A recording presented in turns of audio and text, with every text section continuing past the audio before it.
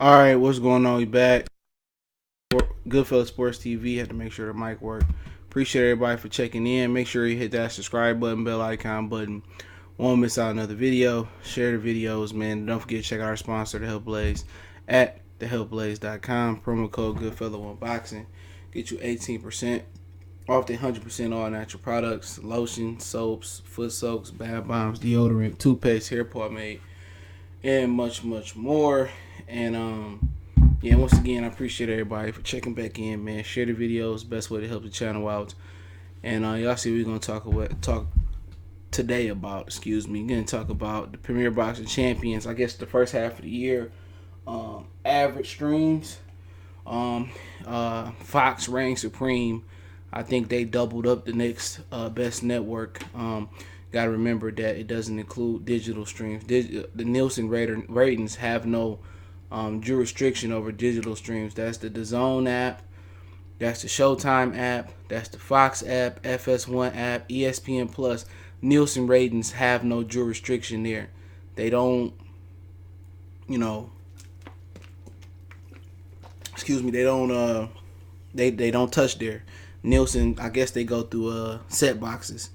I think those are the cable boxes, only satellite boxes, stuff of that nature. But once again, I appreciate everybody for checking in, and we also gonna talk about what else we talking about? United States boxers shouldn't sign with Eddie Hearn, and we gonna talk about the PEDs going on in boxing. But once again, I do appreciate everybody for checking in. Share the videos. It's the best way to help the channel out. And then you can also check us out on Facebook, Instagram, Twitter. Reach out to the email if need be. Questions, inquiries. Best way to reach out to me is probably email and Twitter. Instagram is, if you're not my friend, then they send it to a private message. So everybody want to probably touch out on Instagram or Twitter, email.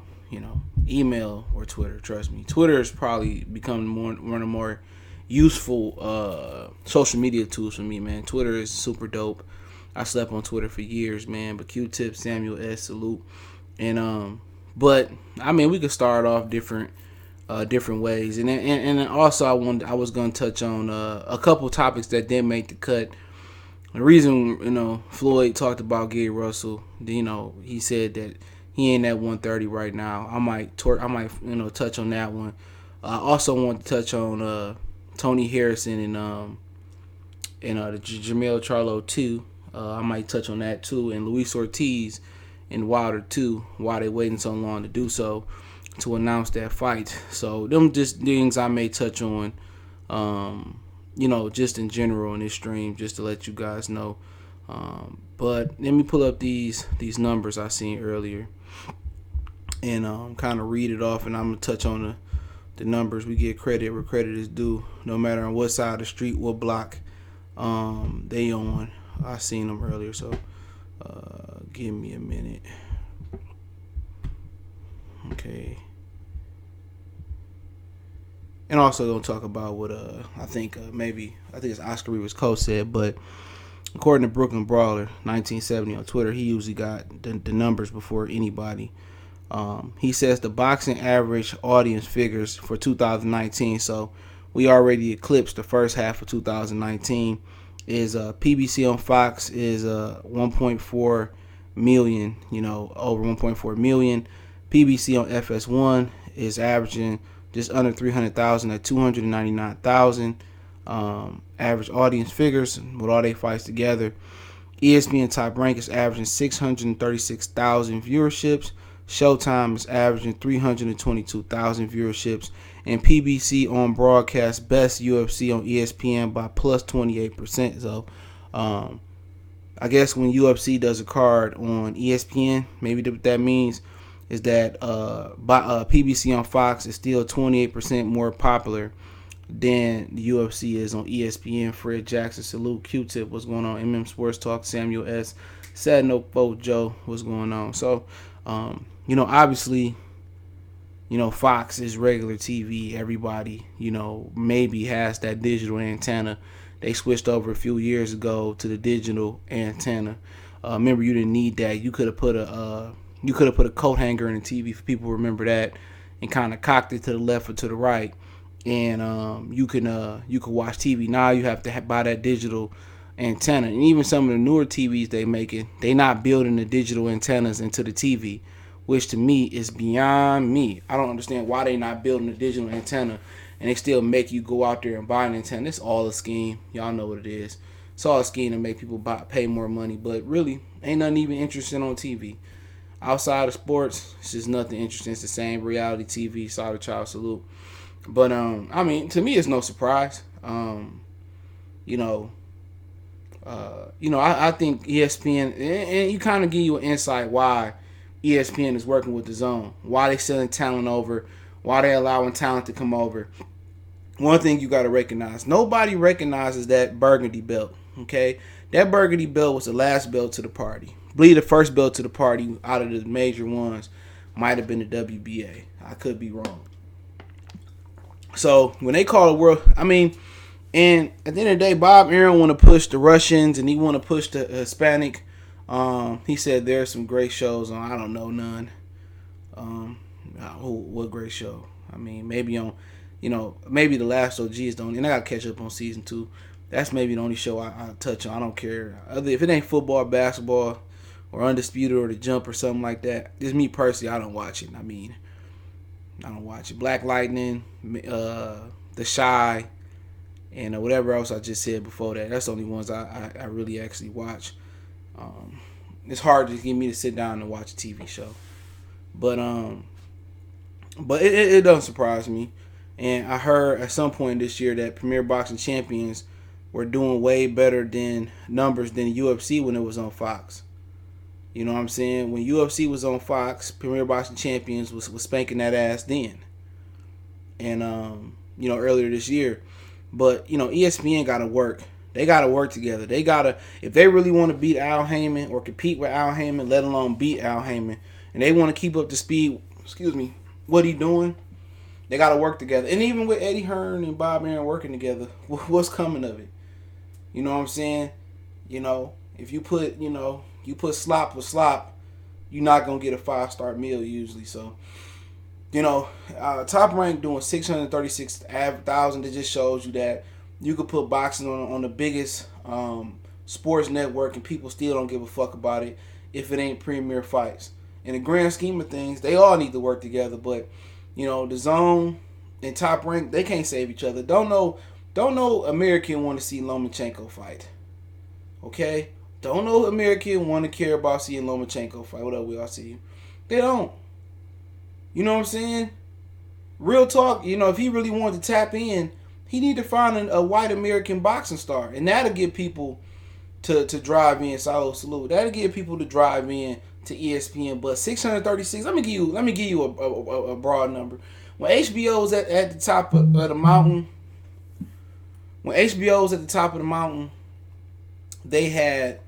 they were doing between 5 to 10 million viewerships on Boxing After Dark. Not necessarily even World Championship Boxing. They average viewer stream was $5 to $10 million. 10 million views. And that was a closed premium television network. Now, a lot of things have changed. You can stream the ESPN card from their digital app, not ESPN Plus, just the ESPN. Those views don't count. You can pirate it from wherever you pirate it from. We not snitching. You can go over to this illegal pirate stream or there, and you can watch it from there. Now you got people streaming it on Facebook and Twitter and the Gram. You can watch it there. You know what I'm saying? So, obviously it's a different time.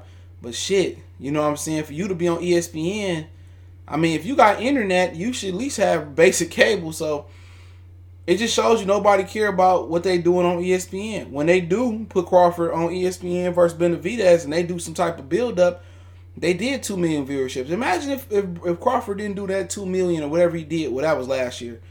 They ratings would be in the shithole. But ESPN did extend their pack with Top Rank. But, pretty much they going to need to put their best product on when it's the dog days. When nobody watching baseball, tennis on, CBS or, to the U.S. Open and debut on ESPN, golf is on CBS, the Golf Network. You know what I'm saying? They going to need to do their best boxing, when, the NBA, the season is before they get to the postseason, March, February after the Super Bowl, March, April, when the NBA, postseason started to taper down and ain't that Saturday game, they gonna have to start capitalizing on that. But they just don't make the fights people want to see. Don't know, even with Premier Boxing Champions, when they open up a card, you know what I'm saying? When you a chef, all right, damn near your appetizer, you know what I'm saying? Damn near your appetizer is just as important as your main entree. Because this is your first impression. Whatever you throw on that, spinach, artichoke, whatever it is, just some appetizing hot wings, maybe a salad or whatever that's just important as the entree, because that's the first impression. That's the first impression that you get. And, when they go on here and they start off a Fox card, when they start off an ESPN card, on the real televised, it don't say undercard, prelim. When they start off a real card, I'm just speaking from my experience. I don't want to see no small fucking fighters that's not hurting each other. I'm sorry. Black, white, Hispanic, I don't want to see two small fighters from wherever they from that ain't really crack-a-lacking and ain't really hurting each other. I don't want to see it. You know what I'm saying? And a lot of people, when I asked the guy, when I used to work at the gym a long time ago, when I was still in school, in off season, I would work out in the gym. And the boxing community is a very small community, like Q-Tip said. Ain't a lot of people watch boxing. So if you're in the gym and, me and old boy kicking it, he thought, oh yeah, I seen that fight. So, it's like 3 or 4 people in the whole gym. Ryan Robertson, salute. It's like 3, Eddie Terrell, I'll get to them. I'll get you in a minute, comment. 3 or 4 people in the gym, that talk boxing. So, y'all, you might be on a treadmill. You be like, hey, man, you see that Birdo fight last night? That's what it was back then. So we'd sit there and we'd chop it up. And he said, you know what? I don't like watching smaller fighters. You know what I'm saying? He was kind of like I wouldn't say he was a casual fan, but he knew about the sport. You know what I'm saying? He said, I wouldn't want to watch, they don't be hurting each other. But Eddie Terrell said a lot of streaming platforms aren't illegal, especially if you don't keep the content. That's why these sports networks getting stream service and charging for them. Okay.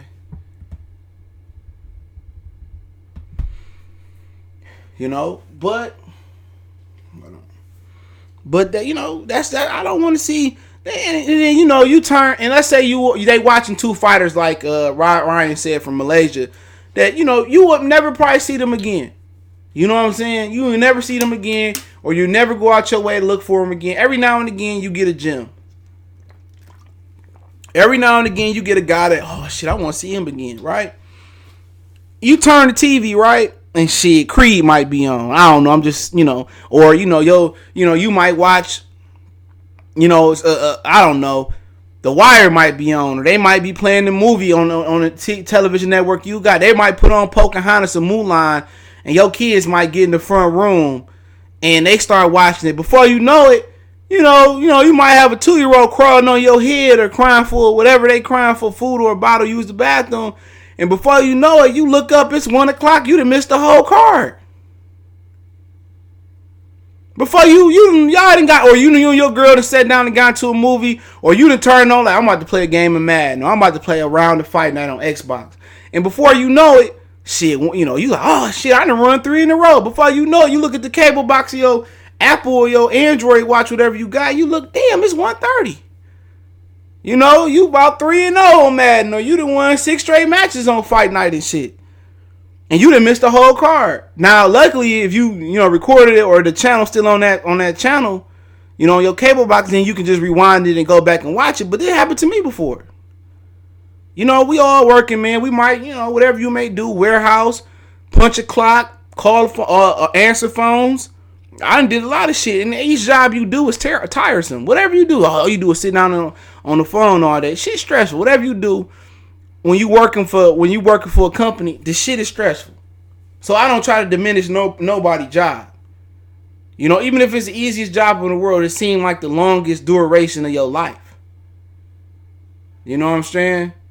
So, I don't knock what nobody do. So you tired, you know what I'm saying? You might be sipping on some wine or sipping on some yak or some tequila, whatever you sip on, Bombay gin or Seagram's, whatever money or whatever you feel, and before you know it, you done turn on some music, you done missed the card. My whole point about the chef analogy and all that is that the opening card holds the audience. The opening fight holds the audience. Karate body salute. Yeah, I think with the new setup, you're going to have to wait till alerts because I've been having some problems, but it's been adjusting. I had to reset the whole new stream setup too. But Tigers reportedly send Nick Cassidy. We just suck. They sold traded this closer. The close. I'm gonna have to go down, take the kid down there or something down. It's like $5 for the tickets. But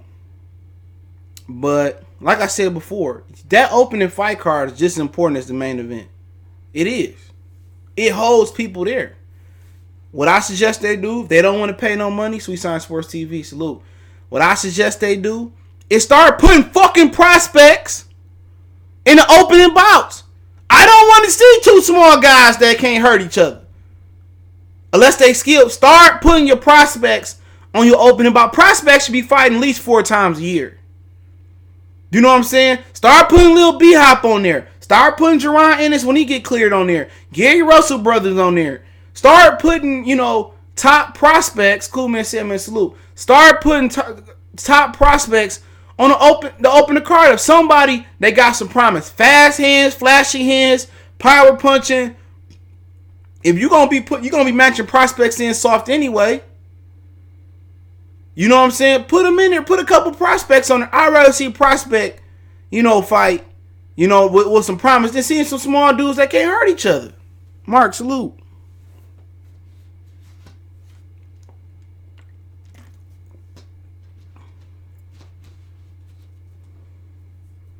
And that go for ESPN too. How you be seeing dudes like from Thailand or Saudi Arabia or put the Albert Bells on there? Matter of fact, let the women get it.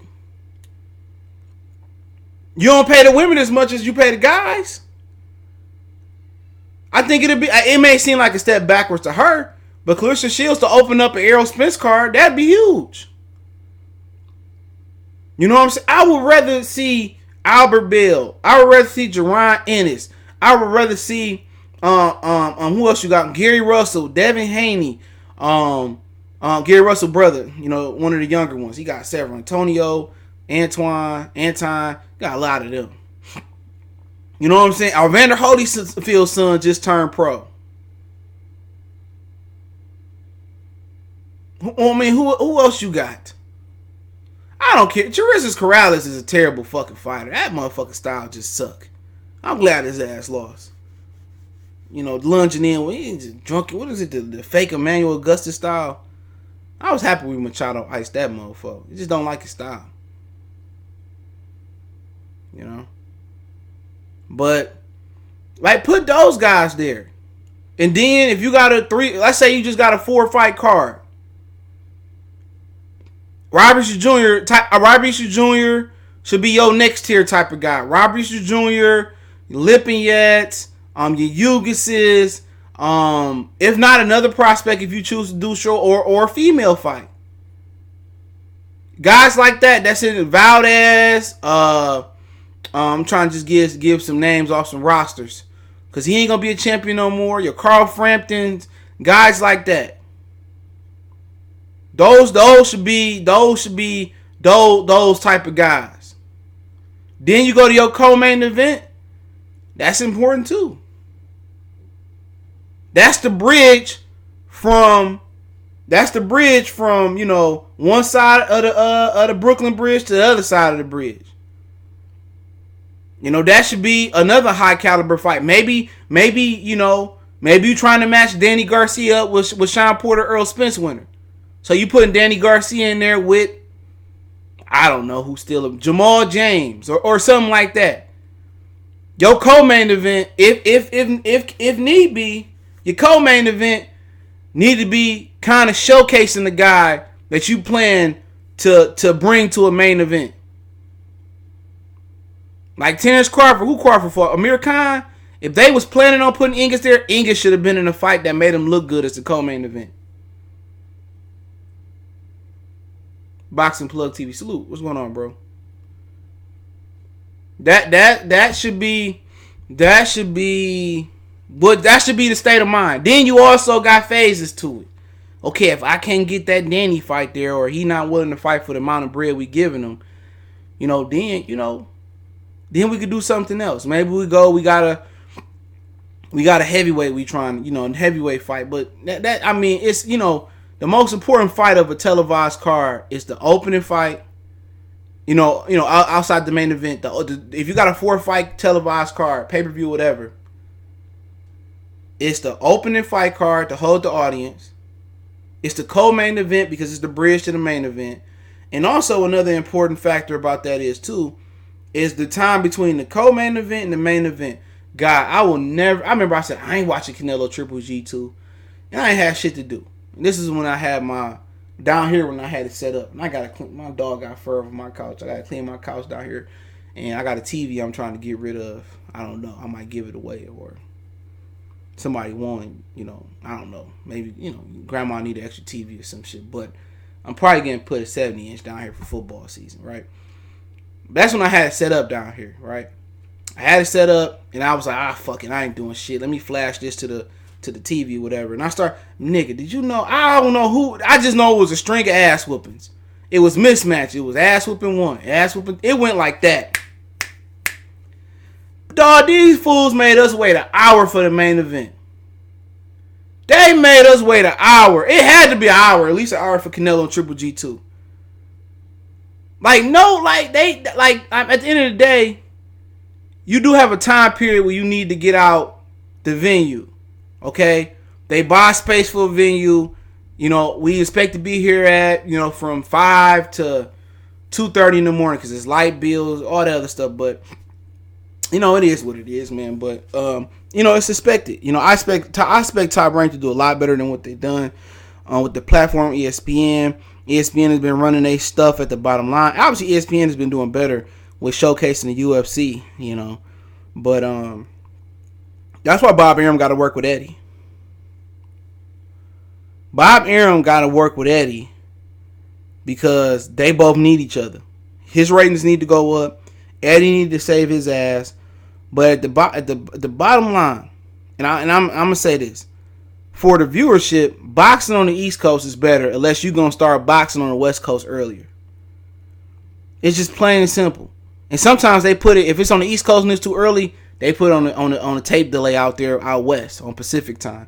So, so that's the dilemma they be having. They be trying to accommodate Eastern and Western time zones, man. But what I'm saying is, PBC for the first year is terrific, especially for the amount of fights they've been putting on Fox, or the quality of fights.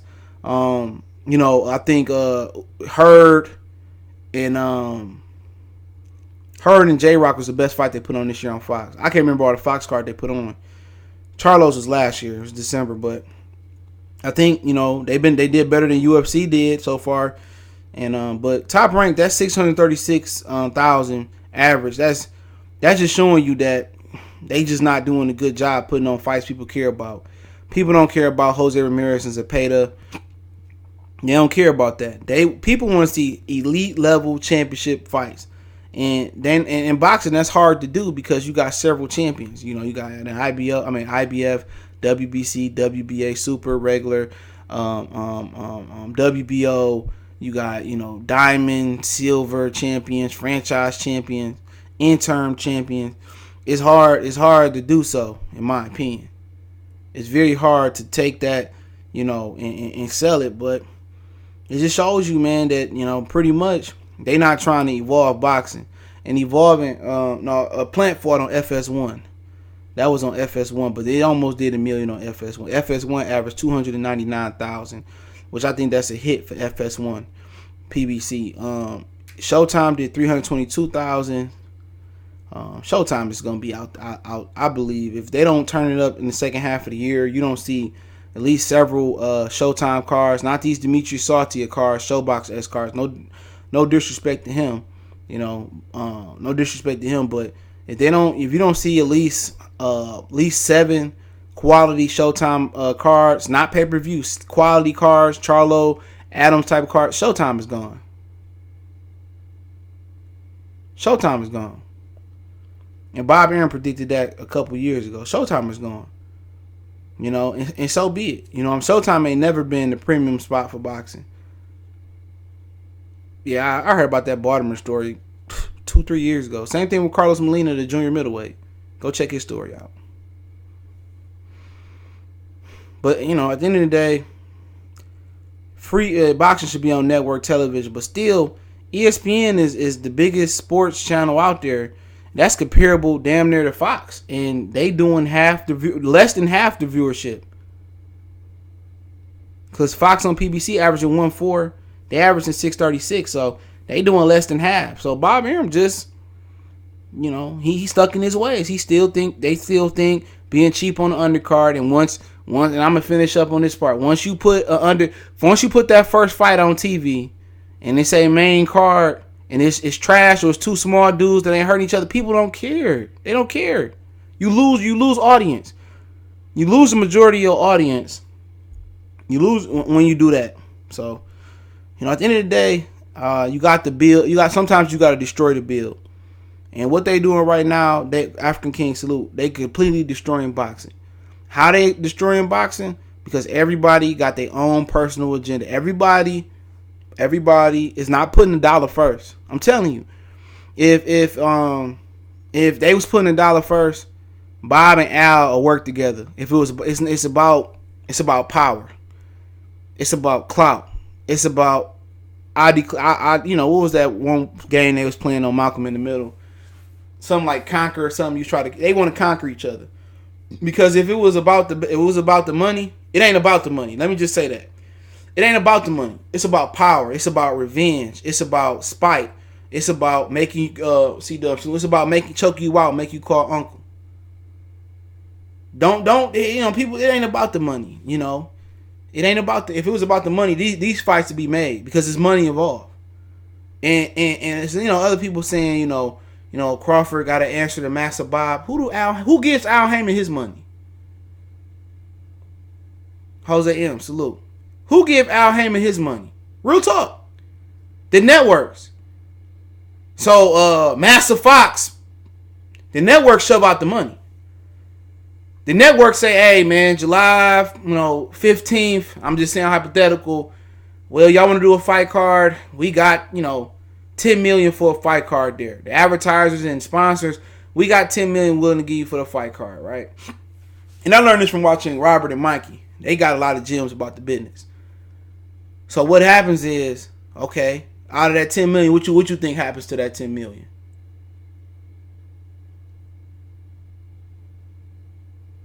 You think, fighter A get 5 and fighter B get 5, or the A side get 7 and the B side get 3 million. No, it don't work that way.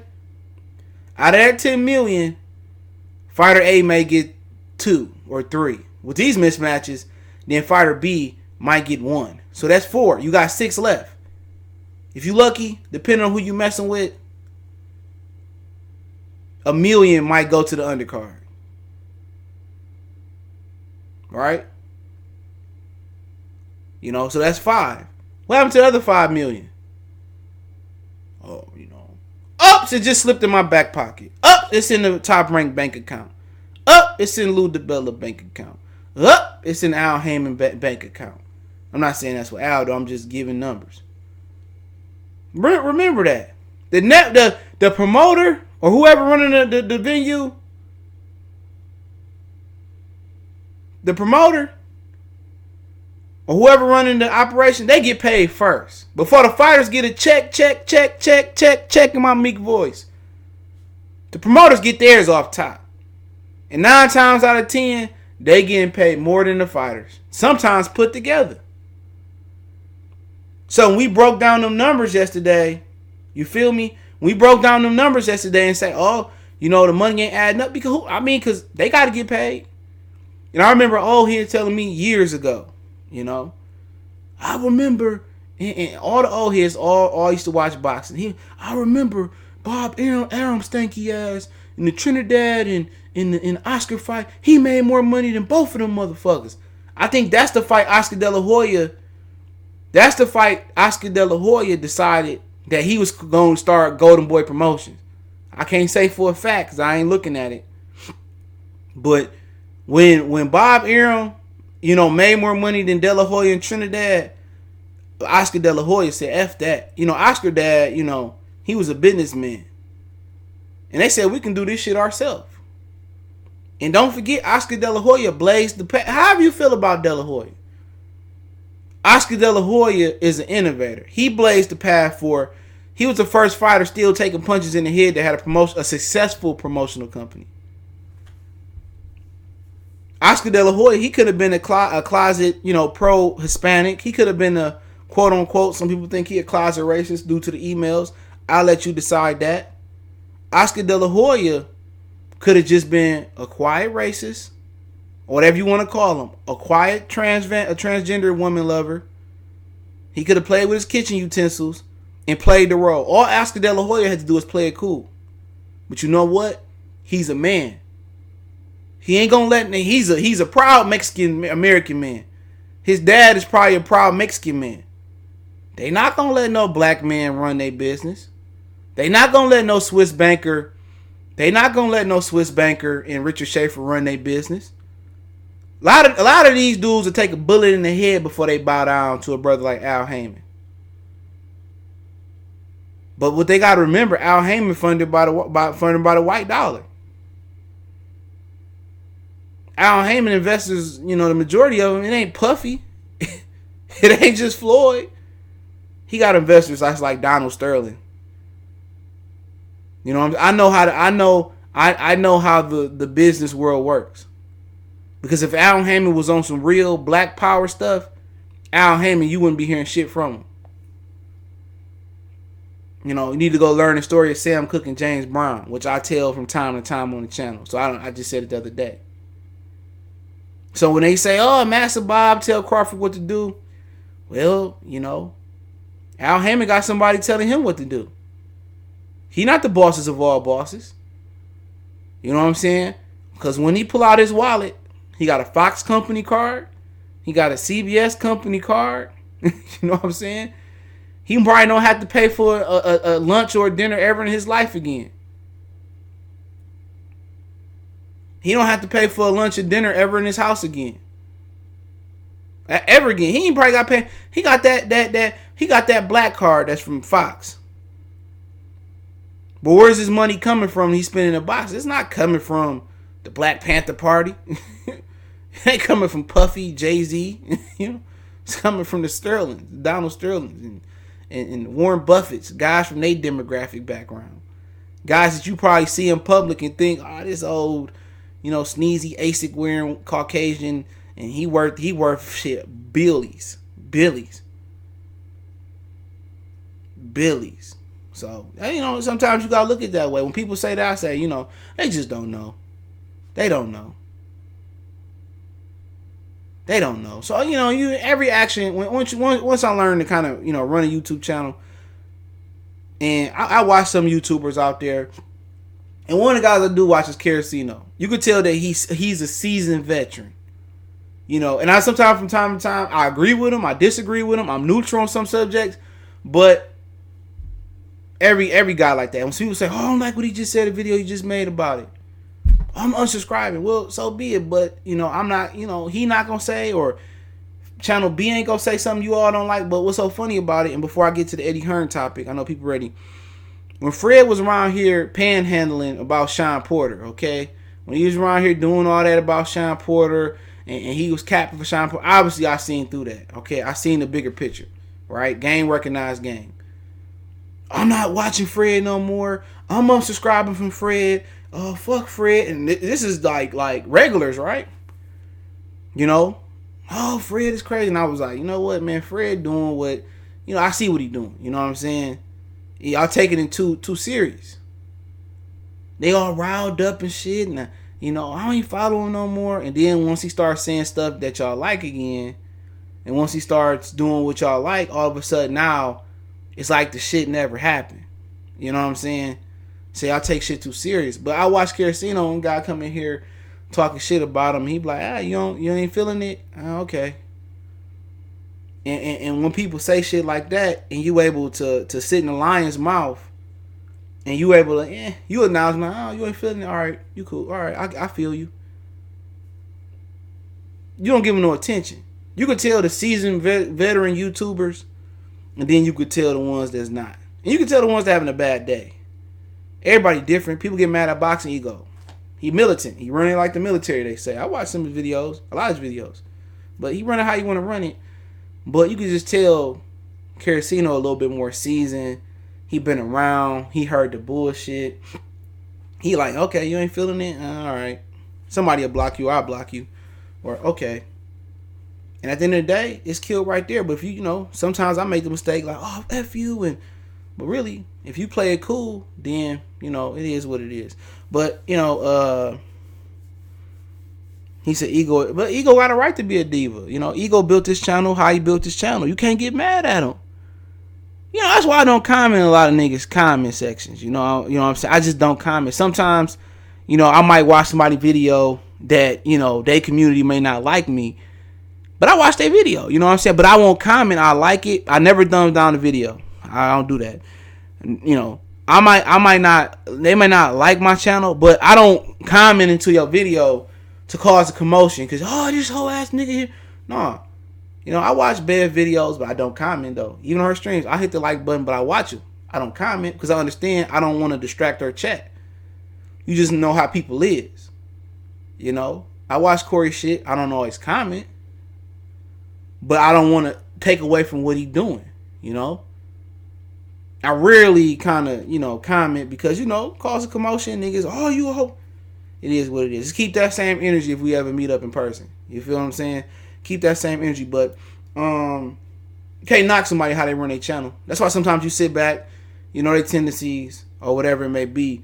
I think Dante got the coolest thing when he was doing the call-in show. He had the coolest thing going on because if you didn't say something he liked or you was trying to be a racist, Dante would be like, "Here, call in. I'm gonna push you through right now.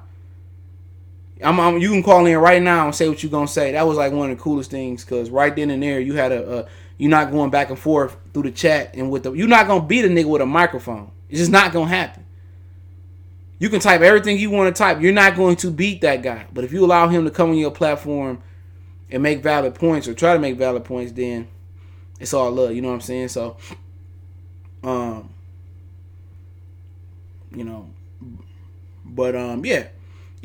At the end of the day, I understood a lot of fighters signing with Eddie Hearn.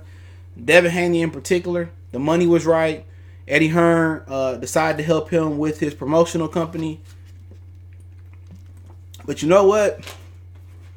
I was watching Dante's channel. I watch Dante's channel a lot. I'm glad that he back. He didn't move to Thailand and opened up a whole little thing if you follow his Facebook. And I watch his channel a lot. And through the years, like when he had 13,000 and T Street was talking shit about his channel, like I was watching like before he even blew up, especially you can get the little eye candy coming on. This is Dante's Boxing Nation. You know what I'm saying? But I watched his channel and he was talking about the double standards between Miller and Dillian White. And right then and there, I just like it touched me. I'm like, you know what, man? If I was a brother, as soon as my Matchroom contract ran out, unless it was so beneficial financially, I would do that. Eddie Hearn, if you pay attention to Eddie Hearn, right? Eddie Hearn quickly threw Big Baby Miller away like losing Isaiah. He threw him away like he had an ugly baby. He threw him away. He threw him away like a banana peel. You feel me? He ate the banana, threw him away. He didn't give him no support. He didn't show him no love. Like, let's wait till the facts come out. He instantly jumped on Big Baby Miller. Before the second or the third substance came out, he jumped on him. But then again, I never really looked at it till I listened to the video. Like, you know what? Dillian White got popped before and he got a year ban, I believe. You didn't hear Eddie Hearn jumping down his throat. You know what I'm saying? Even when Fury popped hot, Eddie Hearn, even when Fury decided not to sign with Eddie Hearn, you didn't hear Eddie Hearn, put him on Front Street and say, well, he got caught cheating too. So it depends. It depends on what works for you. If money and finances, is good for you, cool. But just know when the shit hit the fan, you know what I'm saying. When you know shit hit the fan, Renardo, I see you. When you know when it hit the fan and you gonna need a shoulder to cry on, or things ain't going your way, or you suffering from whatever you suffering from, just know Eddie Hearn is like a gold digger. You know what I'm saying? He using a lot of United States boxers. He's using you to get what he wants. You know, he using you like he used Anthony Joshua. He used Anthony Joshua. He's used Anthony Joshua to come to America and try to take over. But if you're going to use a fighter and take over, which the American companies jumped at, they jumped at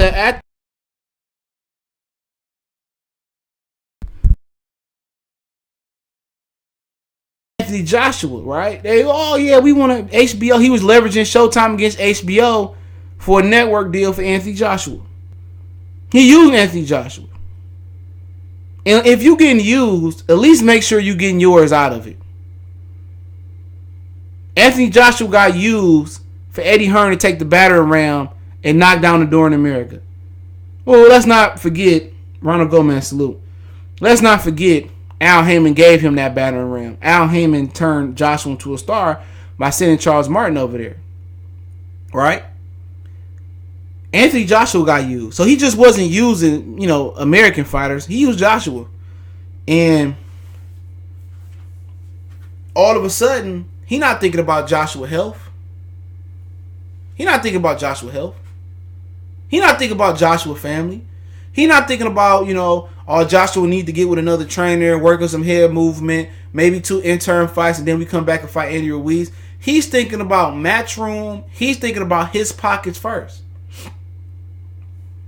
So why would I want to sign with a guy, right, that before we get to the Miller situation, right, and I'm going to get to another situation we talked about yesterday. Why would I want to sign to a guy, sorry, my back tight. Why would you want to sign to a guy that don't care about your health concerns? Apparently, this guy got knocked out in sparring, didn't want to go through the fight, face was lumped up, he was suffering through anxiety, wasn't having a good camp. Eddie Hearn didn't want to reschedule it, financially wise. Why would you care about a guy that, even though Oscar Rivas isn't his fighter, he didn't want to do the humane thing. He didn't want to do the right thing. He didn't want to say, you know what, let's alert Oscar Rivas, that's the right thing to do. He didn't care about his reputation. He had to know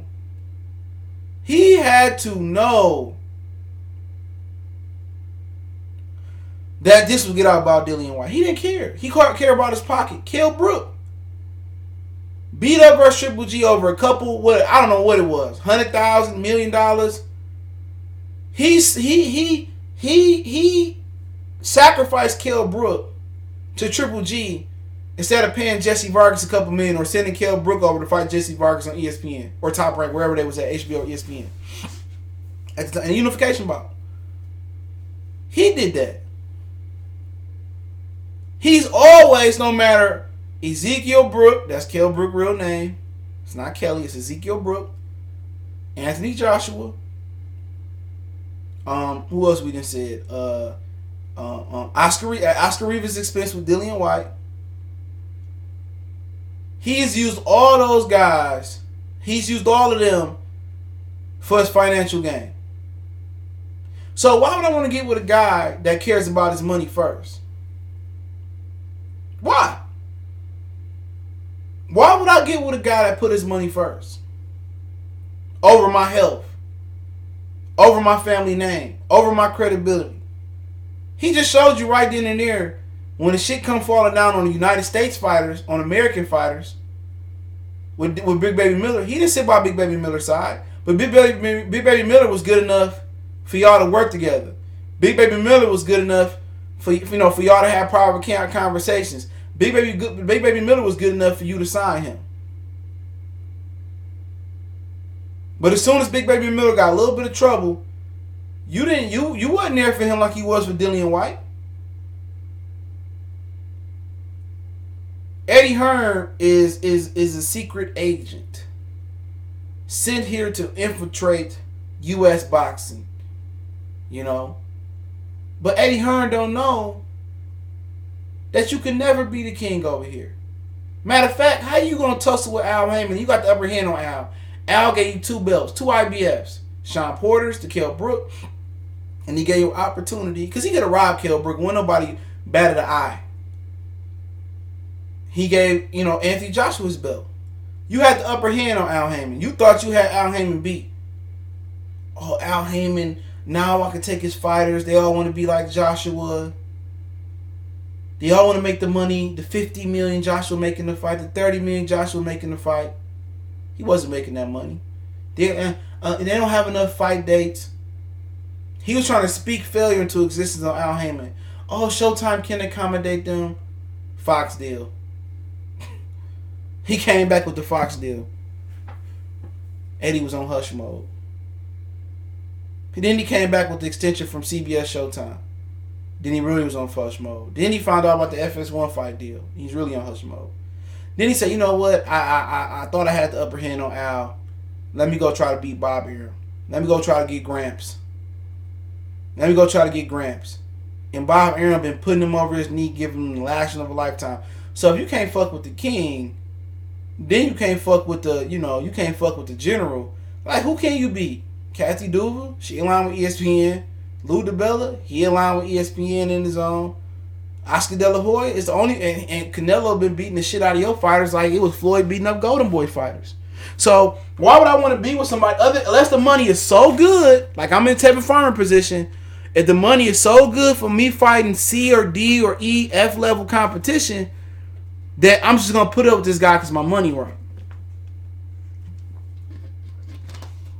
They overpaying me so good that nobody else is going to guarantee me, this money. Then I understand it. I definitely understand it. But just know, when you with Eddie Hearn, as an American fighter, especially as a brother, when the shit hit the fan, when it get tough, Eddie Hearn gonna throw you into the river. He gonna throw you into a dumpster like Brenda had a baby. He's gonna throw you away. He's going to throw you away. And that's just the fact of the matter is, he's not for you. It better be strictly financial when dealing with Eddie Hearn. Strictly financial.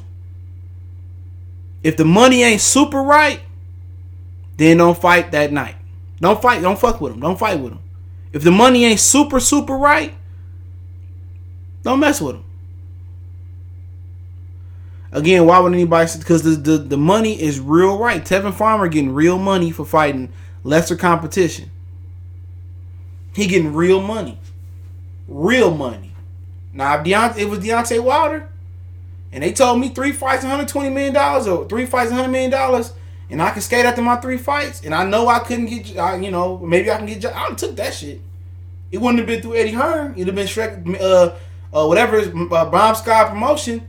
But I would have took that $100 million and ran with the bag like OJ in the Hearst commercial. I would have took that money. That's different though. If the money right, if you're Andrade and you don't want to fight top level opposition, and you want to be guaranteed $4 million to fight, who else gonna guarantee Andrade $4 million to fight? Not Bob Arum. Crawford might come in there on some Ice Cube shit. You kid this nigga for, I'm supposed to be your only brother getting 3.5. You gonna pay him for it? He ain't getting that from them.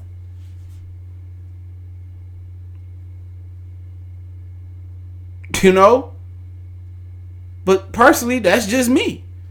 If I'm Andrade Farmer and I don't believe I'm the best, and I can get a title and I can beat up guys for way above market value, Courtney Richardson salute. Deshaun Johnson salute. Jay Sosa salute. That's what I would. I'm cool with it. If I ain't in it for the legacy, I'm in it for the bread. I'm cool with it. But if I'm in it for legacy, lineage, I'm in it to win it. I'm in it to be a dominant force. Then no. If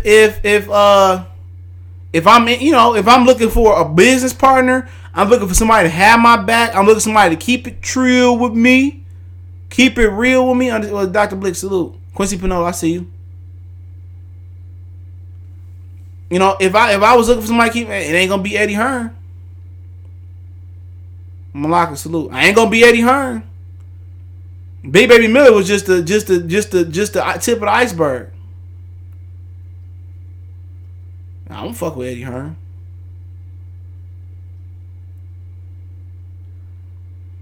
Man, shit. I ain't fucking with him. He gonna throw you right under that table. He gonna throw you right in that trash can like Brenda got a baby. And that's just the harsh fact of the matter of it is. But if the money's super right, the contract right, but just know it ain't personal. Just know the white devil. Just know the white devil is using you, and you need to use him to get what you need to get. But no way, shape, form, and fashion am I going to the zone, and my whole thing is building a profile and building a legacy. Now, unless he paying me like a contender, if I'm a prospect, maybe so. That's it. Maybe so. He's going to have to overcompensate me where I know I'm winning. He have to give me more than anybody else. But other than that, I ain't fucking with it. I'll keep it real. You know? It's just the stupidest decision you can make. But if he giving me enough, if I'm Tevin and Demetrius Andrade, or if I'm Danny Jacobs and I'm going to sell my ears off, I'm going to sell my ears off for a Canelo fight. Well, that's what I guess that's what you sell yourself for. They say everybody got a price. Kid Buzz, Eli Zachary, salute. They say everybody got a price. Everybody got a price. And they hit your price, shit. They tell you they hit your price, so what? So be it. After taxes and you taking home what you want to take home or more than what you thought you can, hey, if the money is the main motivation, then do it. But if you talking about legacy, it's hard to go somewhere when you're trying to build legacy. That's one of the most, that's the hardest things to do in boxing. If you want to build legacy, who do you go with? It's a waiting line on every side of the street. It's a waiting line on A block, B block, C block, D block. It's a waiting line everywhere. If you want to go on the Roy Jones block where you independent, then you got to be a knockout puncher because then they going to try to rob you whatever street you go on. So really in boxing, the way it's built, you go where you can get the most money at. The most guaranteed money at. Unfortunately. So, a lot of dudes, it's just a game. You could be conditioned to be legacy. But once you get into it, you made enough money where you can buy a $400,000 man down chain. You know what? They say money ain't everything, but it's a great down payment. But it don't matter. It don't matter where you go in boxing. You're going to be stuck in neutral. Until you build your name up where you Pacquiao Mayweather status, and they making that impossible. They're making that impossible. So it ain't really nothing you can do. We can blame Errol, we can blame Terrence, but it's the game. It's the way the game board is. The game is meant. It's meant for you to go get how much money you want, but the price gonna come down. The price gonna come down. Eddie Hearn said it like when he started working with the zone. He said eventually we're gonna overpay, and then it's gonna come back down to market. Watch. They can't sustain paying these fighters this much money. Not for these results. Not with giving away thousands of tickets. Not with the pay-per-view numbers they doing. Not with the subscriptions doing. Not doing the viewerships they doing. They can't sustain it. They cannot sustain this. But it is what it is. Let's talk about PEDs, and then I kind of open up for Q&A. You got the whole Dillian White thing, right? And several other heavyweights have tested positive. Alexander Povetkin, Jarrell Miller, Ortiz twice, Miller twice, kickboxing, boxing, then 3 times with 3 different drugs, EPO, HGH, whatever else it was. Who else you got? Povetkin, Ortiz, Dillian White, Tyson Fury. So you might have other guys out there that's tested positive in the division. I forgot the name. But at the end of the day, I think Oscar Rivas' coach, he said something in French, but they kind of on Twitter they translated it, and he said ain't nothing gonna happen. He right. Ain't nothing going to happen once you Amir Khan got legal trouble like Charles Hadley with Don King. But ain't nothing gonna happen. Nothing is gonna happen to these PED offenders. It don't matter. Oh, it was for my nostrils, or oh, I had an injury. I mean, ain't nothing gonna happen. This wasn't no big epidemic before Floyd brought Olympics drug style testing into boxing. And he only brought that into boxing because of Manny Pacquiao. So for people that don't want to get that piss and urine, for people that want to go under the table, blame Manny Pacquiao and Floyd Mayweather for this shit.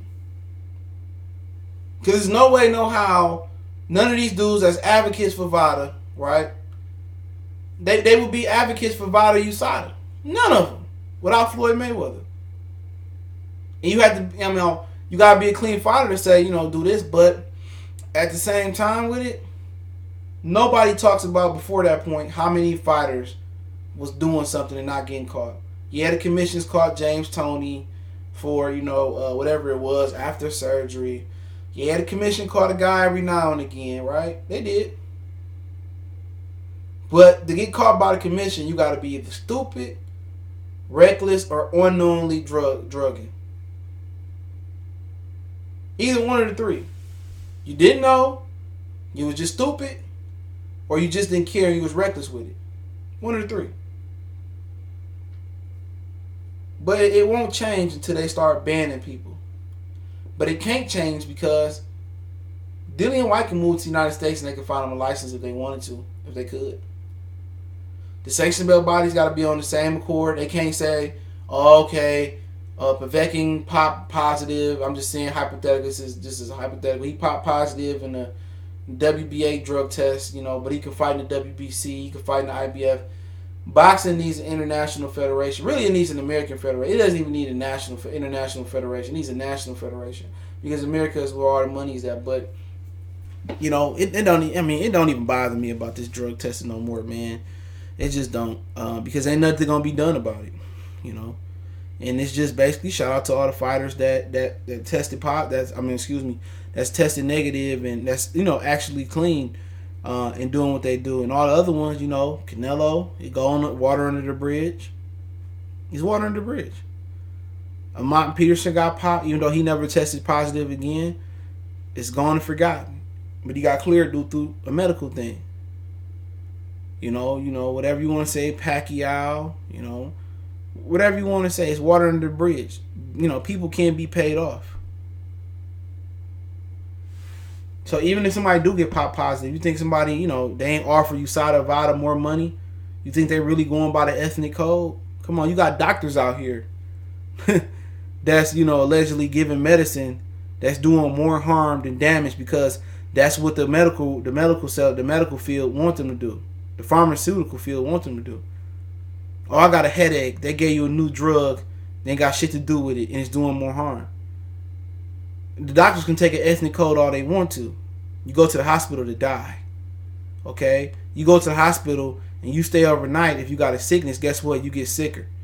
Guess what? You lay in that bed. They don't get you to walk up and down the hallway. They don't let you go in the back and feed birth. You lay in the bed and you die. You get sicker and sicker and sicker and sicker. So if doctors don't really have no ethics, pharmaceutical companies don't have any ethics, non-profit and profit hospitals don't have no ethics. Do you expect USADA, VADA, WADA, do you expect them to have 100% platinum standard ethics? Do you expect them to have the impeccable ethics? They don't. If doctors don't have integrity to the T, then who do? You got to be one cold-blooded motherfucker to be a doctor. And be dealing with the pharmaceutical field. You got to be one cold-blooded joker. Y'all ain't hearing me though. You got to be one cold-blooded joker to be a doctor, a surgeon, a physician, a pediatrician. You got to be one cold-blooded bastard. But y'all expect USADA, the state athletic commissions, United Kingdom, whatever, UCAD, You expect them to be 100% ethical? You know, when doctors getting paid hundreds of thousands, if not millions, under the table, or hospitals getting millions of it under the table to push a pharmaceutical drug that ain't gonna treat you, it's gonna make you sicker, and you think somebody coming to administer a USADA drug test or a VADA drug test, you think if somebody say he go 10,000, who go 50,000, he go 100,000, 100 more thousand than you ever seen in your life. They ain't gonna just take somebody else piss and urine, or they ain't gonna just seal it and say somebody else did it. Got to be stupid than a mofo. You got to be stupid as hell. It's a lot of fighters, I ain't saying no names, that's living proof of that. It's fighters that we knew took something, but they didn't test positive. We knew they was yoked up. They ain't take a deep breath. They throwing 1,000 fucking punches. And when USADA came in town, or VADA, or random drug testing came around, all of a sudden their head got smaller, their hands got slower, they punching power as they rose through weight classes. It went less and less. Their punch resistance went out.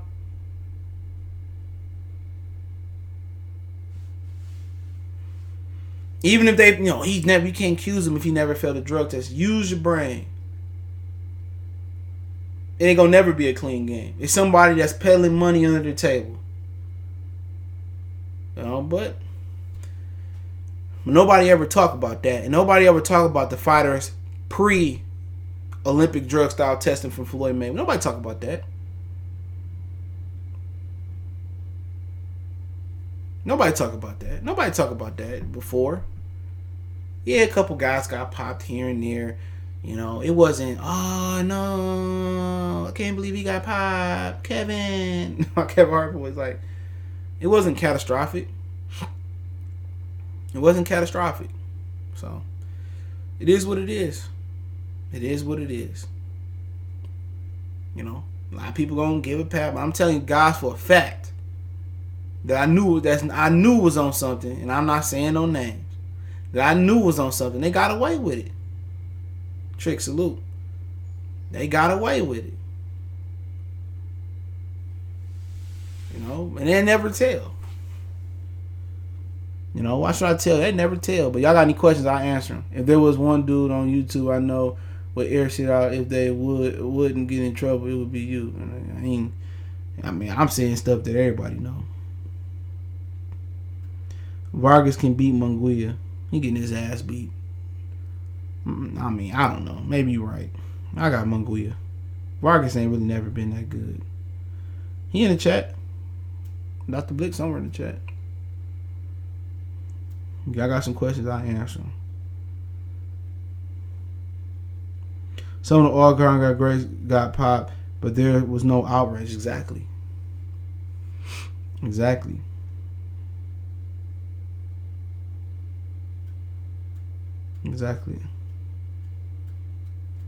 I ain't never seen Joe Ortiz fight. Who was the worst track record in boxing with PEDs? That is documented. Shit, probably Big Baby Bill. Fuck you, big. Him or Povetkin. Vargas think he better fighter than he is. I remember Josito Lopez beat Vargas, and they gave him a gift. He was with Mayweather at the time. Vargas can't keep Munguia off of him. Vargas can't punch. I don't even know why Vargas is at 154 pounds.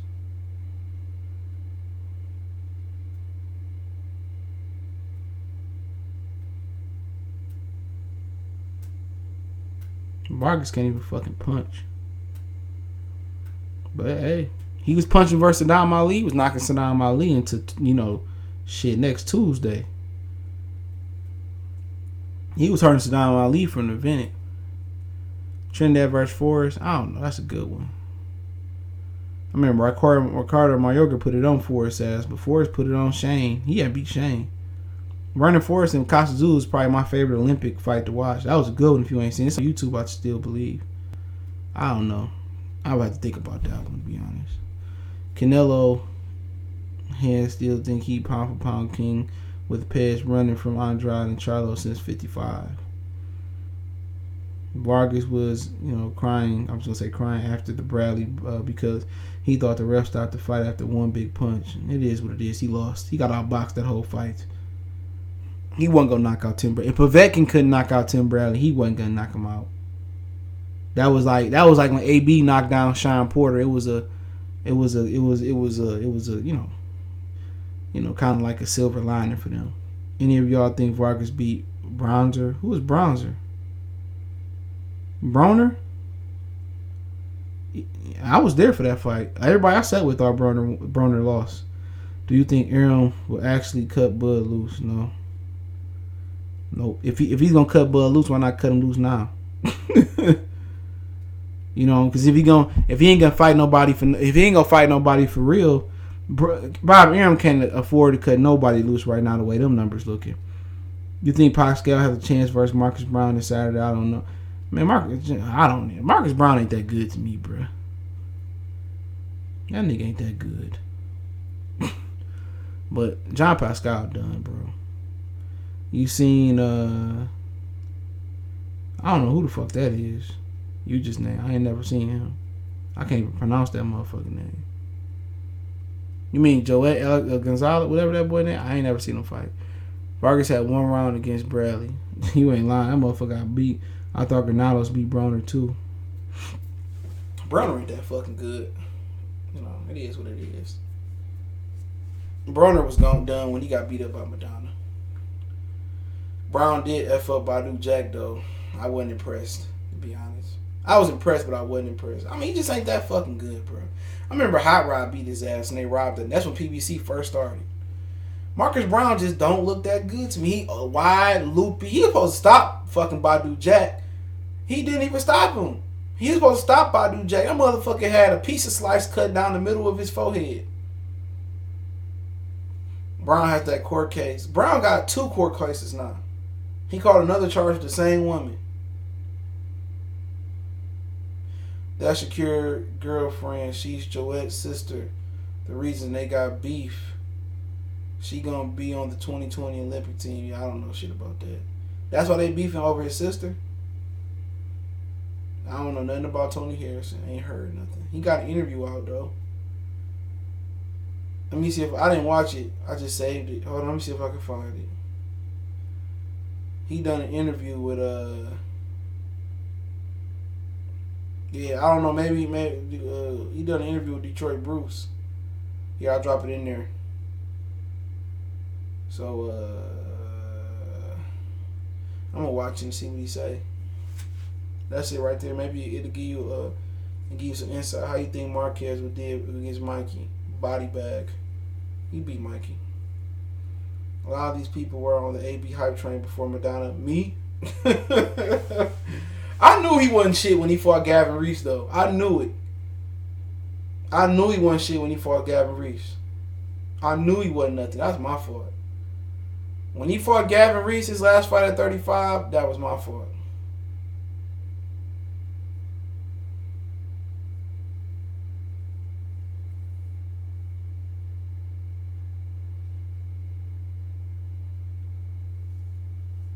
What's up, Sean? I see you.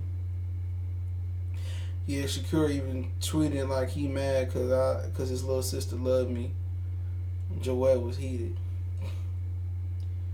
C-Dub, I'm trying to take the clues and guess who you talking about. I knew Water was talking about Big Baby for years. He said the person saying stupid stuff on interviews. James Toney versus Hagler. Toney was drained at 160. Hagler.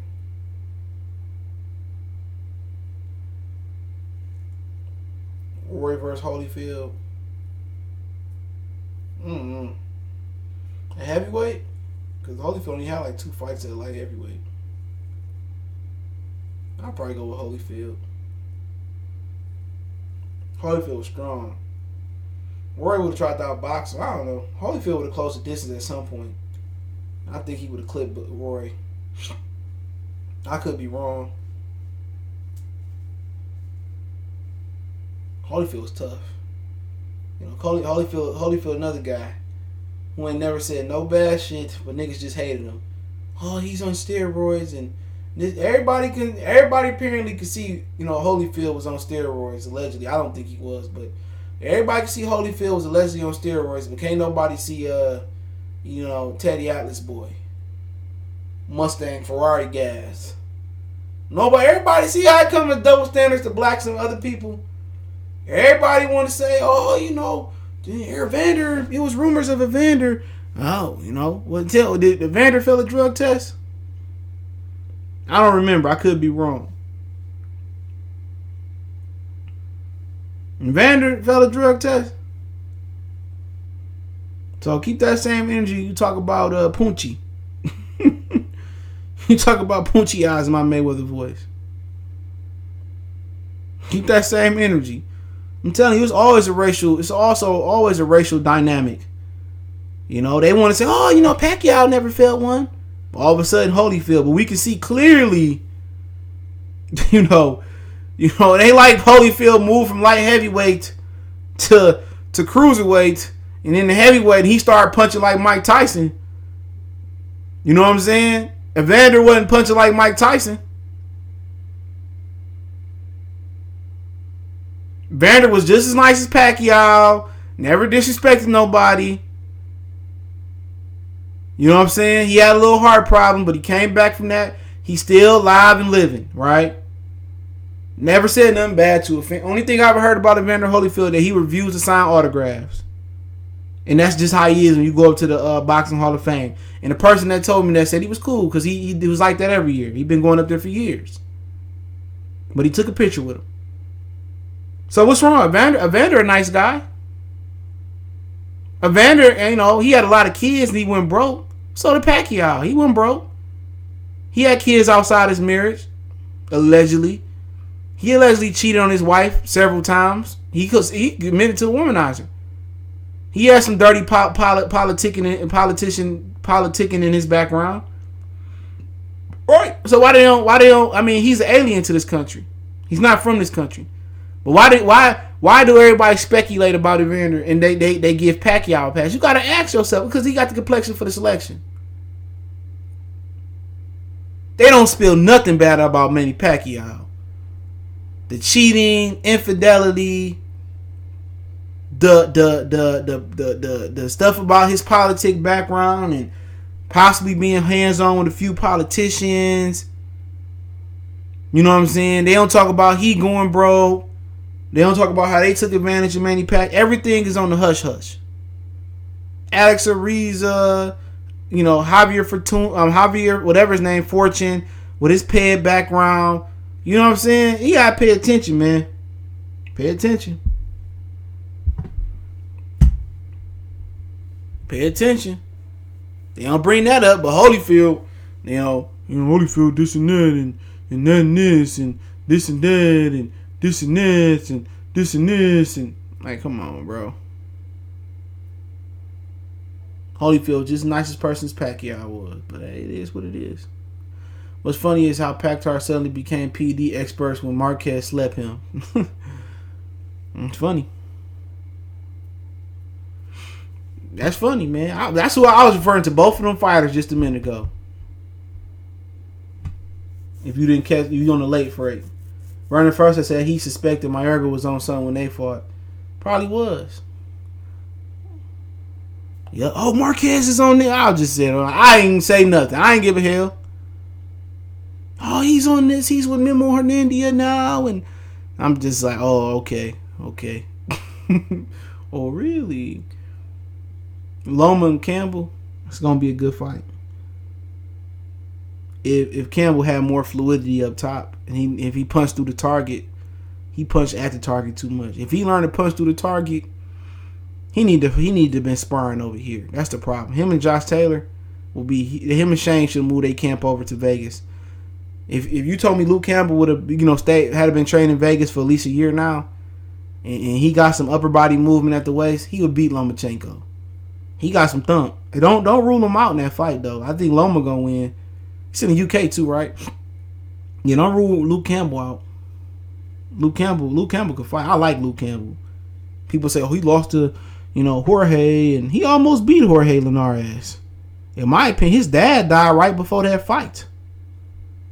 And then the Vinny Mendy, he came back and avenged that. So Luke Campbell ain't got shit to lose. Eddie Hearn got a lot riding on him. If Luke Campbell could beat Lomachenko, Eddie Hearn back in the money. He's back in the money. If Luke Campbell could beat Lomachenko, Eddie Hearn is back. Remember Tupac hopped off the plane? He said, I'm back. Doom, doom, doom, doom, doom, doom, doom, doom, doom, doom. Eddie gonna be rapping. Eddie gonna be rapping California Love. California knows how to party. Boom, boom, boom. He gonna be having the gold chains. He gonna have the herringbone. He gonna go get him a matchroom piece like Errol Spence shit. Cause he gonna be whole. Hey man, he gonna do Devin and Luke. Oh man, Luke Campbell win. That's the biggest upset. I don't fuck Charlo Harrison. I fuck with Harrison, but that's a huge upset. All the L's Eddie Hearn took to Bob Arum over the last year or two. That's the equalizer.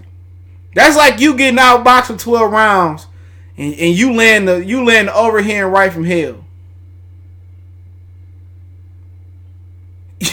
You land the overhand right from hell. That'd be. I remember on Knockout Kings, you could land the one punch knockout in the end of the fight. That's what that would be.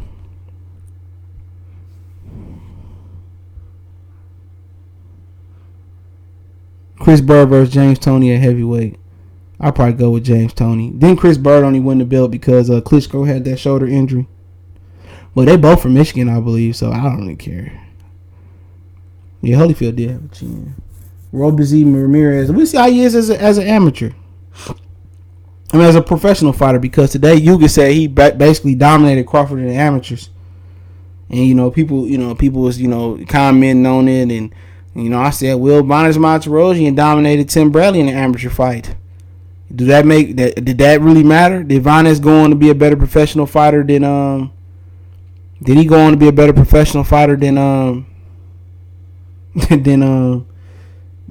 Timothy Bradley? No.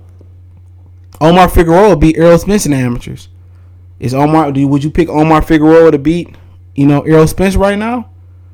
Amateurs and amateur. Ray Robinson beat Crawford in the championship for an amateur tournament.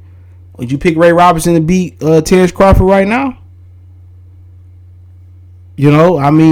Crawford said he always had a professional style. Now, had you told me Yugas knocked him out, then it's different. Like when Golovkin knocked out Luke Campbell, he knocked out Lucien Bute. It's on the internet for y'all who haven't seen that. Vargas could be Munguia with class, who gave Munguia a tough fight. Vargas could be Munguia with class. I don't even know what you're talking about, bro. Holyfield Akabachi broke record with Tua for the most punches in the heavyweight fight, and beat Tua. Koolman said anyone with a half brain knows Pac was on that loud Pac. They tried to insinuate that his heart problem was caused by PEDs. It ain't doing no insinuating on Pacquiao. Evander had a blood disorder or something. That's why he was getting tired later in the fight, later in his career. They said Roy got popped, but it got swept under the rug. No BS. What did he get popped for? I keep hearing people say that. James Toney spoke on what he got popped for. I wonder if Teddy Atlas is going to apologize to Wilder for saying they doing Dillian White wrong, but White has tested positive for steroids. Dillian White could have took whatever he wanted to take. He get knocked out. It didn't matter. That motherfucker was a bum. All of a sudden, we could see Dillian White getting treated wrong, right? But, we can't see other fighters getting treated. Well, what about Jamal Charlo? Why nobody going crying for Jamal Charlo? You see how they crying for an Englishman before they cry for a brother? Paul Malignaggi is a bitch. I'm just gonna say that.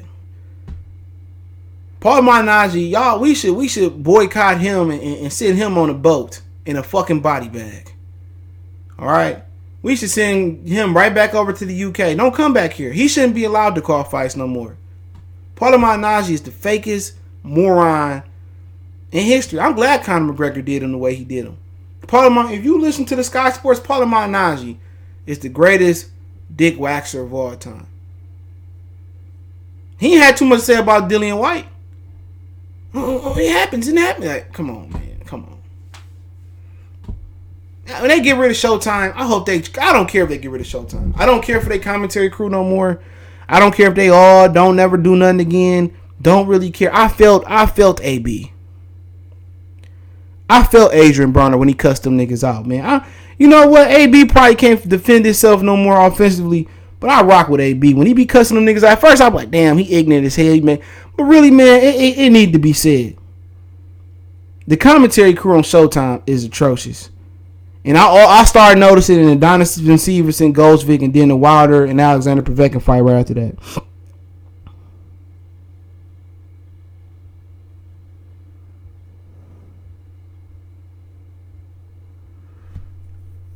Luke couldn't stop Glass Chin Linares, but he gonna stop Loma. I highly doubt it. It's two different fights, man. Two different fighters. He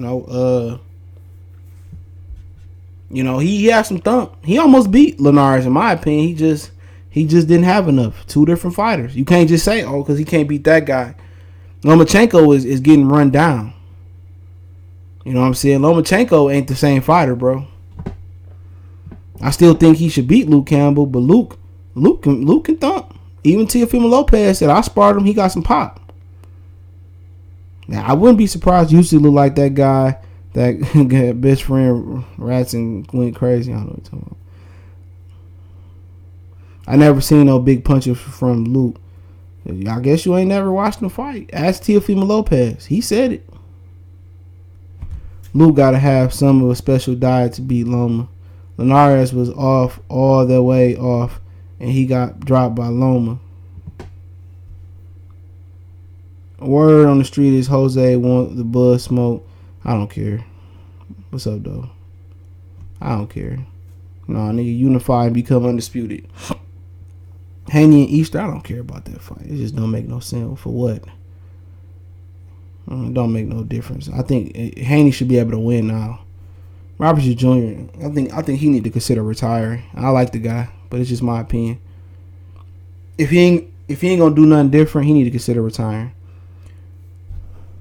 Yeah, Marcus Brown fighting John Pascal. He said Ike Hibachi versus Lennox Lewis. I don't know, probably Lennox. Ike Hibachi, didn't that nigga go to jail, right? That nigga was cocky. He could fight, though.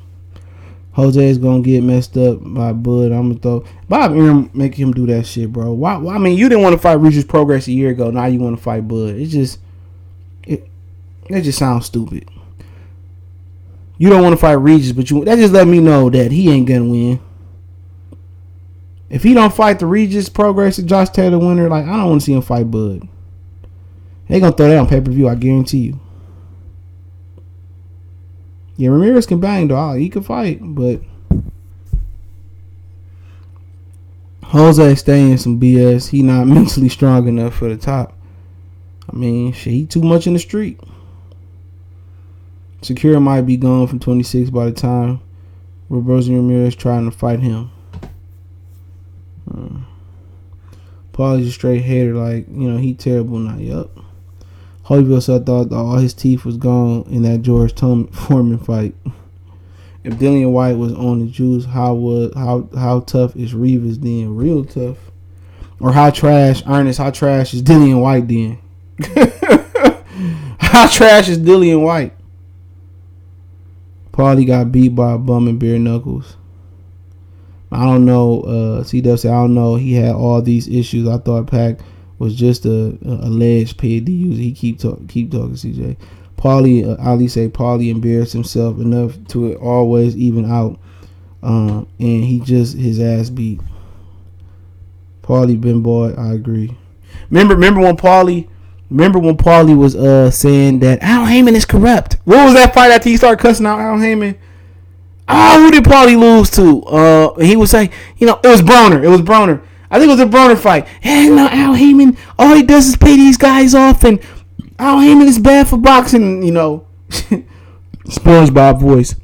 3 days later, Paulie signed with Al Heyman. Oh, fuck up out of here. SJ Fish 101. That shit was crazy. Fox is trash. Everybody trash. I mean, you think HBO get out the game, we in the money. HBO got out the game. It seemed like everybody showed they, man, like I said before, And they gave Marco Rivera. They gave Marco Rivera the job though. Out of all the black YouTubers they could have gave a job, they gave it to Marco Rivera. Dante. Why Dante ain't get to score the fight? You know what I'm saying? Shit, Ben Thompson. Why? At least him. Why he ain't scoring no fights? Fred. Why Fred ain't scoring? He close with them. You know, they didn't even go to a white YouTuber. They jumped all over the white boys and the brothers, and they went Marco. Like, I ain't never heard this nigga even say, you know, he got interviews and he sound like a little bit what he know, but he ain't the most informative brother out there. Shit, but hey, you know how the game go. And for you to get a position like that as a brother, you got to sell out.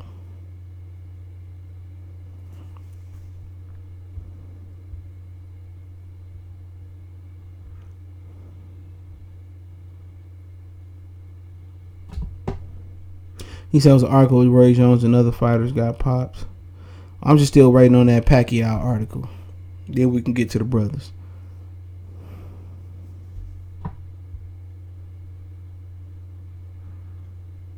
H-Con was going on. It was after the Broner loss. Yeah, he was.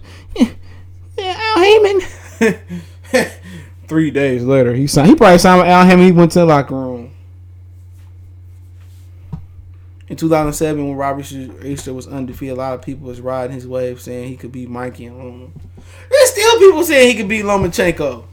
I run across those people. That dude he ain't never progressed. He never knew how to use his height. He just never progressed. Hey, unfortunately, that's what it is. He don't mess with relationship was in. Yeah, it's basically what it is. Class equal skill. Like Vargas may win off that over Maguia. I didn't know a person almost beat Maguia last fight. I need to watch it, look up, but I doubt it. Vargas gonna get robbed if he do win. He ain't gonna, like, I don't know what purpose he served. He ain't got no popularity. Pacquiao article never dropping. They'll pay billions not to drop. They 11. He said he keep it up. They gotta ban him from every fight. Yeah, it is what it is. Eddie Hearn definitely putting the ban on that nigga. You see Eddie Hearn sent the sister to talk to him. See, Eddie Hearn said, Brittany, go talk to that colored folk out there. I'll give you 100,000 or 10,000. Brittany, heavy hitter salute. Go talk to that colored boy out there. He keep riding my ass. T Street flaming Fred. I think T Street want to hit it, bro. I'm sorry.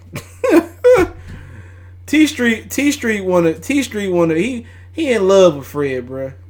I think T Street might be a little homo, man, about Fred. That ain't no normal infatuation. You know, it's a lot of other YouTube niggas that got more subs than Fred.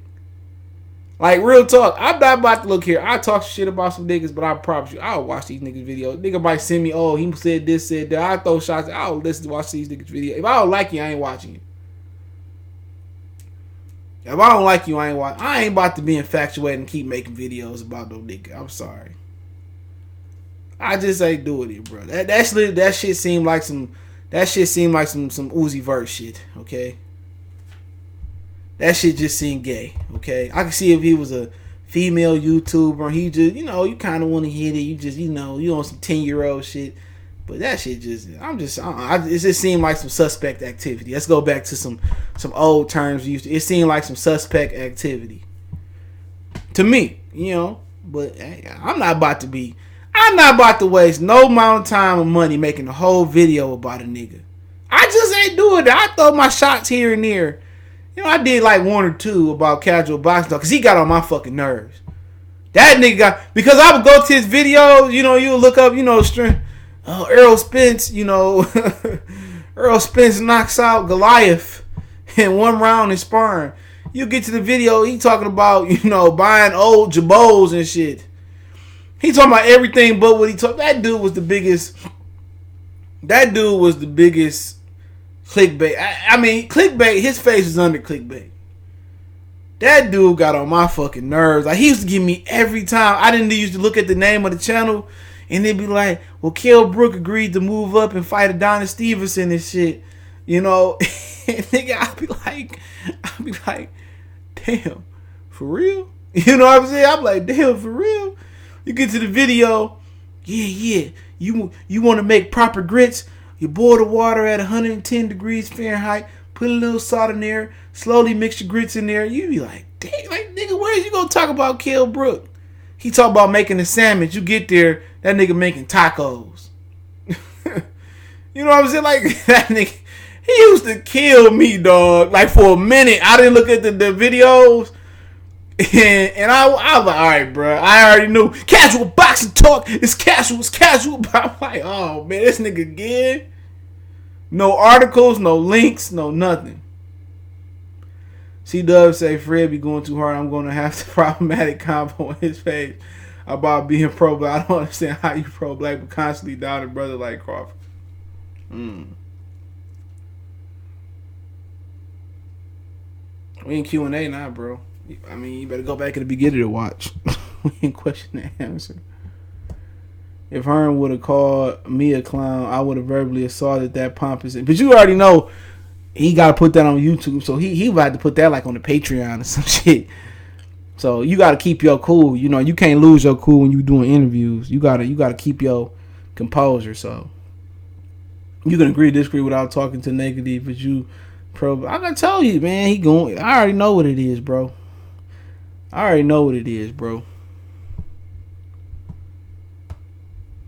Like, he gonna end up getting banned from everywhere, bro. I ain't even gonna say nothing, dog, cause I really can push. I really can piss a few niggas off, but I ain't even gonna say nothing, bro. I'm gonna just keep what like I said. I'm just shut up, man. If a few niggas knew something that I knew, they'd be mad as hell.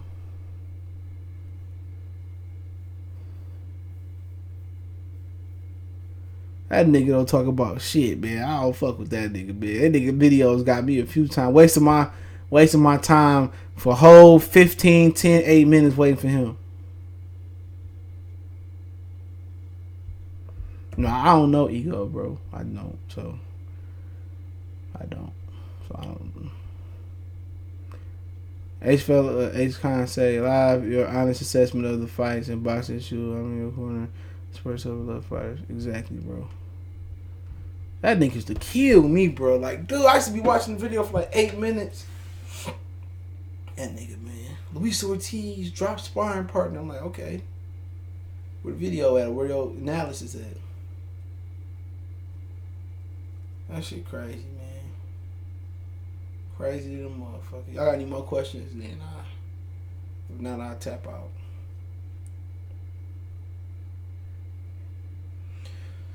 I do the weirdo. I don't be paying attention. I don't be caring. Them niggas just weirdos, man. They ain't gonna never show their face at none of these fights, bro, at all. I go to a few of them every now and again that I feel like going to, but hey, it is what it is.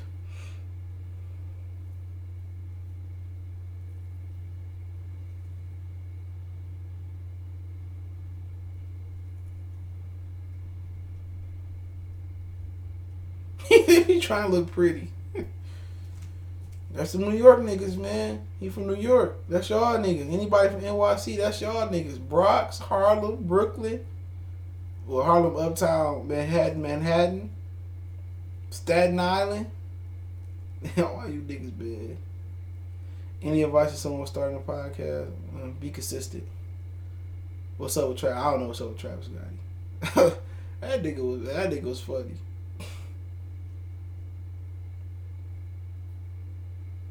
That nigga was funny, bro. That nigga had me cracking up, dog. That nigga had me dying laughing, bro. Yeah, I might go to the Spence Porter fight or the Wilder fight. One of them I might go to. I might go to both. I want to go to both, but would a Spence knock out Porter with the first punch? That shit'd be funny, man. You seen a story on Amir Khan and Billy Dibb not getting paid? Oh, they ain't get paid? I'm gonna do a video on that shit. They didn't deserve to get paid after that performance. Shit.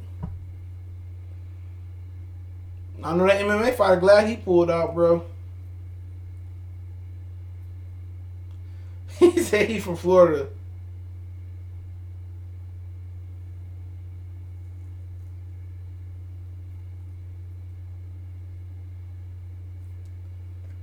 They say he from Florida. Oh, he from New York, nigga. That's y'all niggas, man. Y'all gotta claim 6'9" or y'all gotta claim casual boxing talk, nigga. Pick y'all struggle.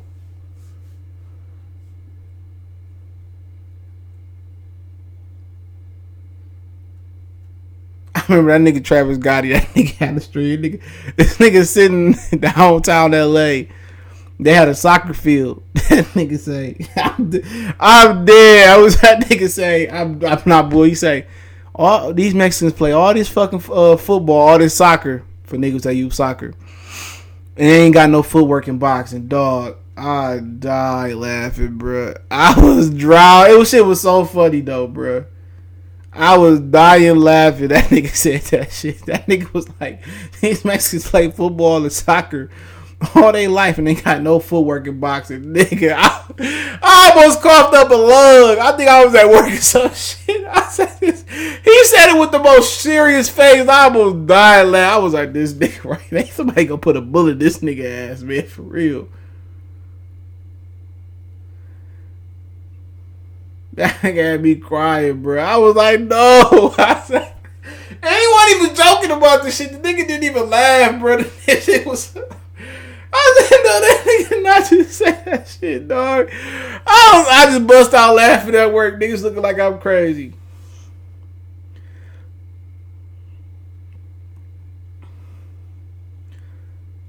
Yeah, I was dying. Like, dog, I fell out my fucking chair, dog. I was dying laughing, bro. I said, no, this nigga did not just say that. Yeah, when YouTube started, they brought in that monetization as far as, clearing people. You having to be approved for monetization for YouTube, and then they restructured the money. That's before I was on here. That messed a lot of people up, dog. But my whole thing is, you got commercials being ran on TV with stuff way more, sensitive than what's being ran on YouTube, though.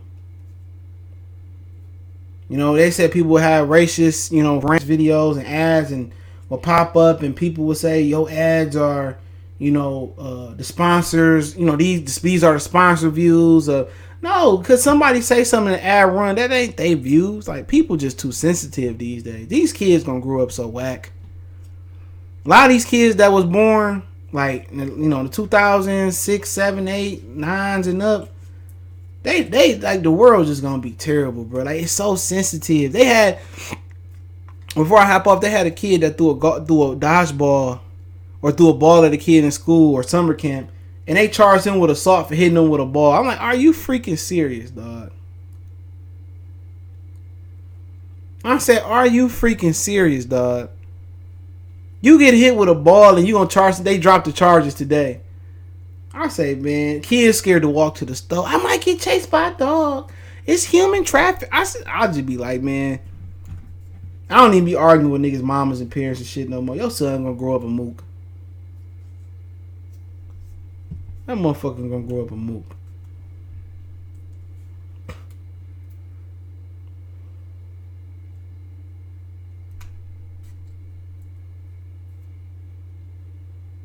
That shit crazy. He been has a good one. What's going on here, Jamaica? For a dodgeball, the whole story is some BS. It just looked like because a black kid hit a white. Oh, he was black. I didn't know what. I figured that he was black. If you could dodge a wrench, you could dodge a ball. Yeah, that was my movie. I could watch Dodgeball over and over again. That's a classic, like Tyler said. I was just reading that story, had me like, man, like, dude. Like shit is like, and they getting on Mario Lopez for what he said today. That shit crazy. Go see what Mario Lopez said. It was just some real shit. It's just a whole bunch of sensitivity, bro. And these females to blame for it too. Real talk. These females the one that's spearheading this shit, man. These females, be what you want to be. Make your look here. My mama said, nigga, we eat Cheerios, nigga. It wasn't no fluffy fakes or no Hostess cakes. Nah, nigga, we eating cereal, nigga. Like, you know what I'm saying? Like, it wasn't no talking back. These niggas be talking back to their mamas, and you know, I ain't talking about teenage shit. These niggas be 6, 7 years old with a tablet, scared to go outside. Remember Bubble Boy? These kids like Bubble Boy. These kids like Bubble Boy. You know, you toss a little nigga up in the air and catch. No, you might trap him. Okay, if I drop the motherfucker, he'll be alright. Motherfucker like fire. That's what boys do. But that's what happened. That's what happened. You know what? That's what happened when you that's what happened when you ain't there as a man. Okay? This is what happened when you hit it and quit it, or when you get her pregnant and you don't want to be around and you don't have nothing to do with the kid. You want to live your life. You know what I'm saying? It's positive for you, but it's negative for the rest of the world. When all these absentee fathers, all these beta male fathers, them two that let the women run the house. All the kids that grew up seeing their mama go to work, seeing their mama fix the stove, seeing their mama fix the faucet, seeing their mama pay their bills, seeing their mama dog the daddy out, you know, seeing the daddy sit on the sideline, see the daddy not being the head of his household, seeing the daddy not getting taken charge, and all these little boys and girls think that's the way it's supposed to go. They responsible too. If you didn't conduct yourself as a man and hold yourself down as a man and pay the bills and rule your castle, you let a woman, you know, dog you out being a beta male, your son and your daughter, they friends was watching. You know what I'm saying? The cousins, nephews, nieces was watching. All that is the accumulation going into 2020s of this right here. Females think they running the show. No, toxic moms are only allowed to be toxic when you not around as a man. That takes you back to the root of the cause. If she was a toxic chicken head or thigh, what you think she gonna be as a parent? Just wrap it up. You know what I'm saying? Just wrap it up. Forget pulling out. Wrap it up.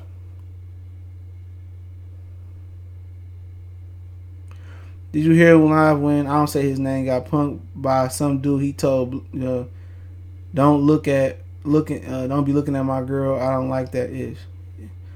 Oh, he did. But he was on live though, so I mean he could have hit the mute button. You know what I'm saying?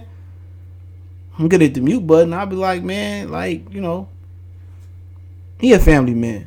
So I ain't gonna never knock a nigga that want to go back to his family. These niggas today, they probably would have killed that. They probably would have shot him for no reason. He would have been like, hey, excuse me, you know, I am pop, pop, pop, pop.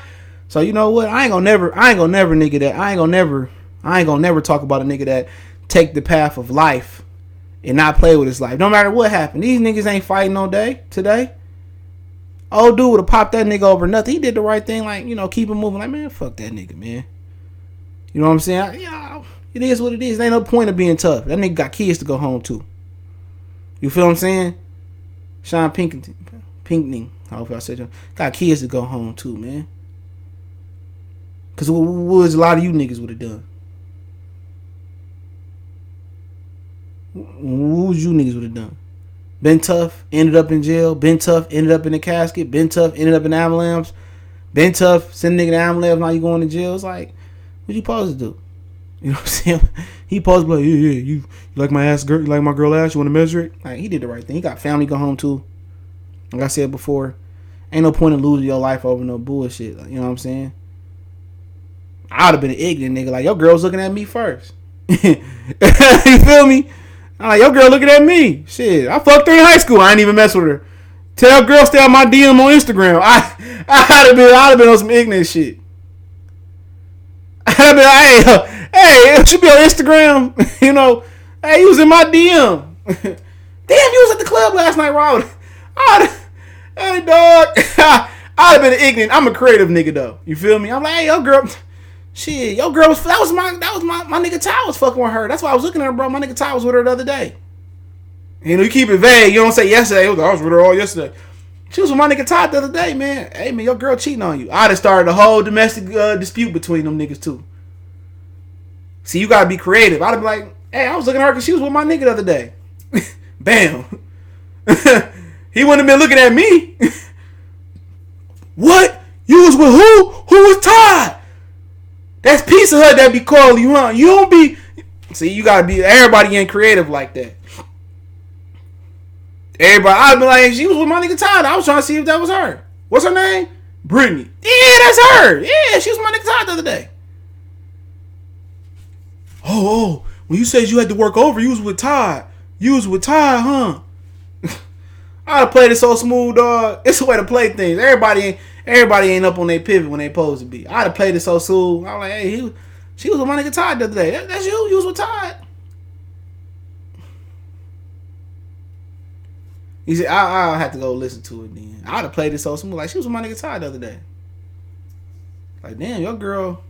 What Dr. Dre say? If it's your chick in my ride, it's your chick you check, fool. You know, but yeah, let me slide off here, man.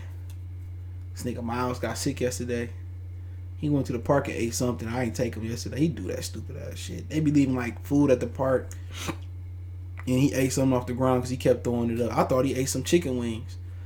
My girl made some chicken wings. Sometimes he'd jump and eat them, but no, he ate something at the park. He got sick, so he better now though. I will take him for a walk, but I'm gonna let him stomach healed up and rest. Can we get that link before you go? What link? What link you talking about?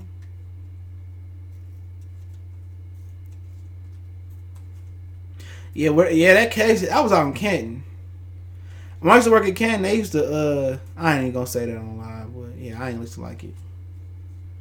Yeah, I ain't far from Canton at all.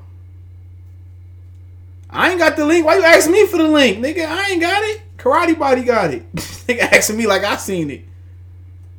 Somebody gonna profit off of it. Somebody gonna profit off of it. Watch. Somebody gonna make a funny video about it. It won't be me because he will be going back to his family safe and sound. So that's all. You know, being tough for a minute can get you being dead for a lifetime.